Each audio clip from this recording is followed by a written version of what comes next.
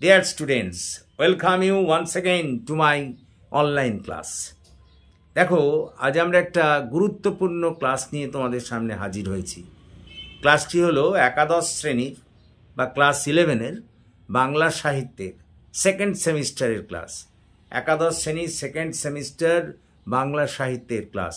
আজ আমরা একটি গুরুত্বপূর্ণ প্রশ্ন আলোচনা করব এবং সেটি তোমাদের লিখিয়ে দেব। প্রশ্নটি হলো, ধাঁধা বলতে কি বোঝো?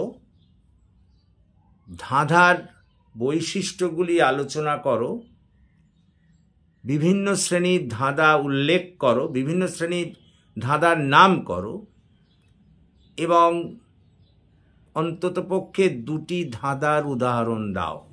অন্ততপক্ষে দুটি ধাঁধার উদাহরণ দাও। এই হচ্ছে আমাদের মোট প্রশ্ন। প্রথমেই বলি ধাঁধা কাকে বলে। দেখো, ধাঁধা হলো একটা কৌশল,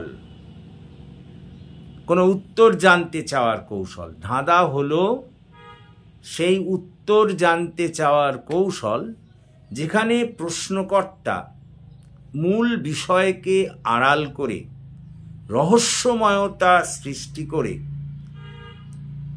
আকর্ষণীয় ছন্দ প্রয়োগ করে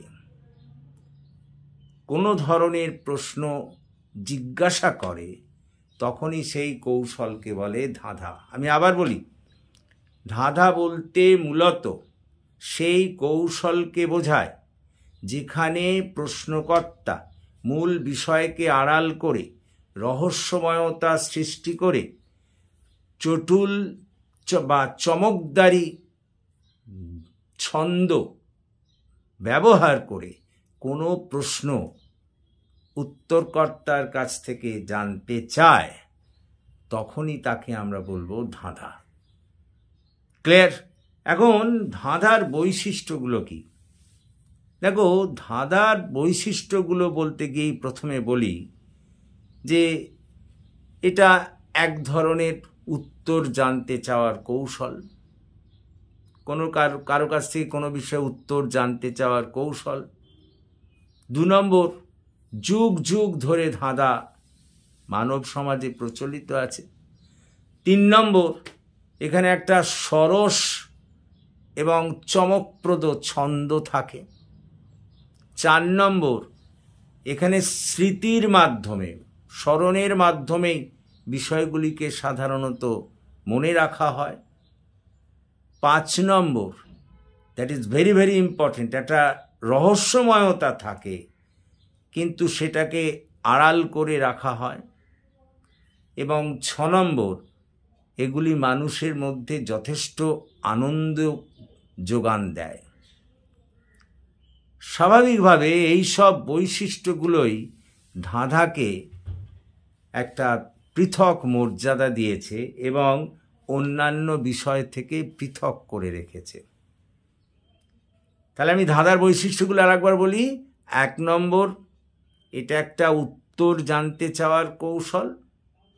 2 নম্বর, দীর্ঘদিন ধরে সমাজে এইসব ধাঁধা প্রচলিত আছে।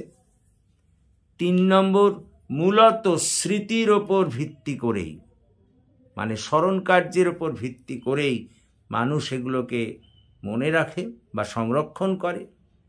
4 নম্বর, একটা আকর্ষণীয় ছন্দ এর মধ্যে আছে। 5 নম্বর, একটা আসল বিষয়কে বা মূল বিষয়কে এখানে আড়াল করে রাখা হয়।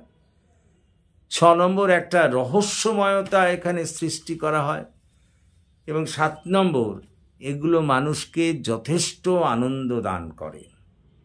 এবং আরও একটা বলতে পারো 8 নম্বর, প্রশ্ন হিসেবেই এগুলো মানুষ সাধারণত জিজ্ঞেস করে থাকে।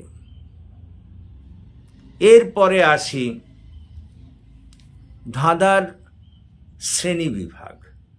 দেখো, ধাঁধার শ্রেণীবিভাগ বলতে গিয়ে বলি নানা ধরনের ধাঁধা হতে পারে, যথা 1 নম্বর সাহিত্যিক ধাঁধা, 2 নম্বর প্রকৃতি বিষয়ক ধাঁধা, 3 নম্বর গার্হস্থ্য বিষয়ক ধাঁধা।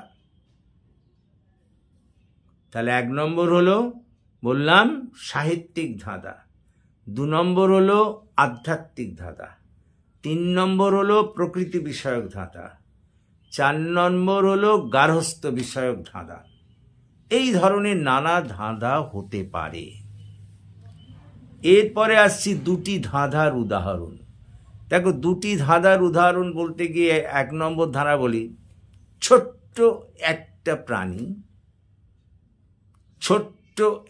প্রাণী গিলে খায় আস্ত পা দুখানি। ছোট্ট একটা প্রাণী গিলে খায় আস্ত পা দুখানি। প্রথম লাইন লিখবে ছোট্ট একটা প্রাণী, তারপরে লাইনে লিখবে গিলে খায় আস্ত পা দুখানি। কি বলতো? জুতো, তাই না?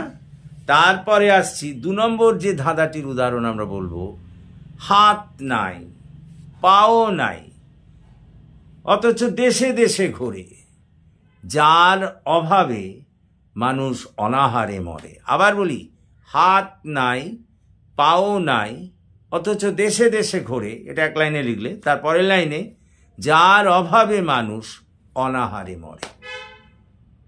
কি উত্তর বলো তো? এর উত্তর হলো টাকা। তো আশা করি তোমরা বুঝতে পেরেছ। এই হলো আজকের আমাদের ক্লাস। ধাঁধা কাকে বলে, ধাঁধার বৈশিষ্ট্য, ধাঁধার শ্রেণীবিভাগ এবং 2টো ধাঁধার উদাহরণ দিলাম। তো যদি তোমরা বুঝতে পারো তাহলে প্লিজ এই ক্লাসের কথা বন্ধুবান্ধবদের মধ্যে শেয়ার করো এবং তাদেরও এই ক্লাসে যোগদান করতে বলো। এবং যদি তোমাদের পছন্দ হয় তাহলে তোমাদের কাছ থেকে তো অন্ততপক্ষে কিছু লাইক, কমেন্ট, শেয়ার আশা করতেই পারি। আর যারা এখনও আমার এই চ্যানেলটিকে সাবস্ক্রাইব করোনি, প্লিজ সাবস্ক্রাইব মাই চ্যানেল। আমাকে এগিয়ে আসতে সাহায্য করো যাতে আমি তোমাদের আরও বেশি করে কাজে লাগতে পারি। So that's all for this day. So have a good day.